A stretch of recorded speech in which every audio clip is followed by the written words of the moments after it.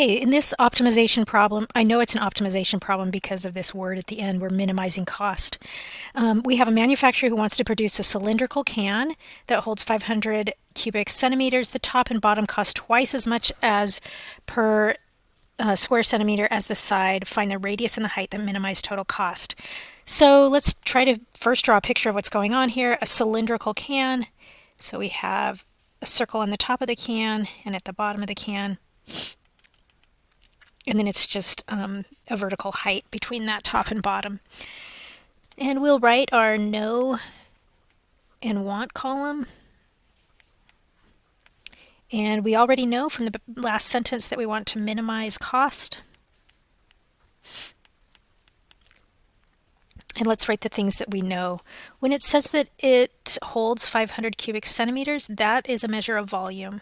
So we know that the volume of the can is 500. And volume of a right cylindrical can is the area of this circle, so pi r squared times the height. So we'll let the radius be labeled like that, and then we have a height of this can that we don't know. So instead of volume, because we know volume equals pi r squared times height, this pi r squared is just the area of the top, and then times the height. It's kind of like you're taking that and pushing it all the way through and creating this volume. Okay, so we know this. The top and bottom cost twice as much as the side. So the material here and down here will cost twice as much as the material that's wrapping around the can. So this is a little bit different because they don't actually tell us the cost. They just tell us that the top and bottom are twice as much. So we'll have to be a little creative here. Let's just say, A is the cost of the side, and that's for a square centimeter. And so the cost of the top and bottom will be 2A for the cost of top bottom per square centimeter. Okay, I think this is all the information that we've got in the problem. So our job now is we need to come up with a formula that we're going to optimize. So this is called the objective function. We need a formula for cost of this can. And so cost is going to be, we could say the cost of the top and bottom. So cost of top, bottom, plus the cost of the material on the side. And the cost on the top and bottom will be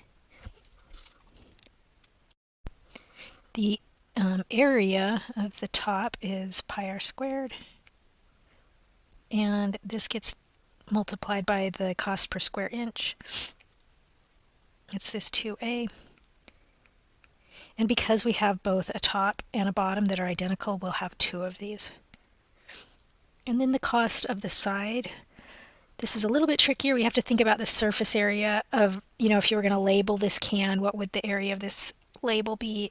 If you take it off of the can, it's like a rectangle, and we need to know what the area of this rectangle is.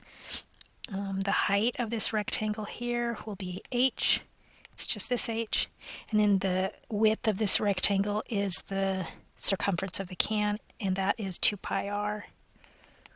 So this rectangle will have a surface area of 2 pi r times h. And we multiply that by the cost per square inch, and that's A. This should be the total cost of the materials needed to make this cylindrical can.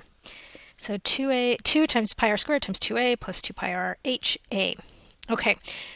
In an optimization problem, we need to take the derivative of this, but there's one thing that we have to do before we take the derivative. We need to get everything in terms of one variable. And we have to remember that A is not a variable. A here is some constant. It's not changing at all. It is the cost. It's a fixed cost. That's some fixed cost. We just don't know what it is. So it is a constant. It's not a variable, and so that can stay. It looks like we have some r's and h's. It looks like, let's try to get rid of this h because it only shows up this one time. And we haven't used this information yet, that pi r squared times h equals 500. So this information is given to us so that we can put h in terms of r. So this information here is going to tell us that h equals 500 divided by pi r squared. And we'll put that in right here. And then we'll just have a formula where the only variable is r. We do have some constants a, but they're going to stick around. Okay, so now we're going to say, well, cost actually is 4a pi times r squared plus 2a pi times r times h, which is 500 over pi r squared. And we'll clean this up before taking the derivative. That's almost a good idea. So really the only part that we need to clean up is right here. C equals 4a pi r squared plus, okay, over here we have a pi on top and 1 on bottom, so those will actually cancel, pi and pi. And then we have an r and an r squared right here, r over r squared, and so we have an r in the denominator. We have a 2 times 500, that'll give us 1,000. So we have 1,000 a over r. Then we take the derivative. C prime is 8a pi r minus 1,000 a over r squared. Set this equal to 0, and we'll solve that. That's an r there. So 8a pi r equals 1,000 a over r squared. And just moving things around, we can multiply both sides by r squared, and we get r cubed is 1,000 a over 8a pi. So one thing to notice is that the a's actually cancel. So whatever a was, it didn't really matter. It did matter, this relationship, like these proportions, that was definitely important. But as far as the nominal value of a, these just cancel, and it was only the proportions that were important. So we have 1,000 over 8 pi is r cubed. And so we can solve that for r just by taking the cube root of that. And r is about 3.414 centimeters. This is the radius of the can that will minimize cost with this constraint of having that volume be 500. That's an important constraint. And then the height, if we go back and just use this to find the height, we'll find that the height is 13.656 centimeters. This is what they asked. They wanted the dimensions of the can that minimized cost while still holding 500 cubic centimeters.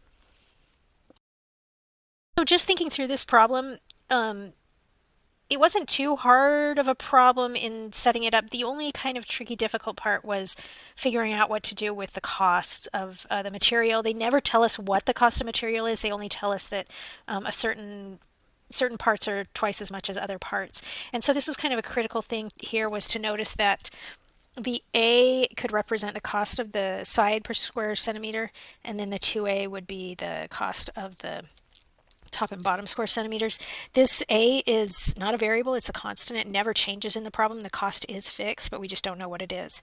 After that, it's not too bad to, multiply that cost by the area of the different parts, and definitely want to clean that up. Taking the derivative wasn't too bad, and then we have to set it equal to 0 and solve that.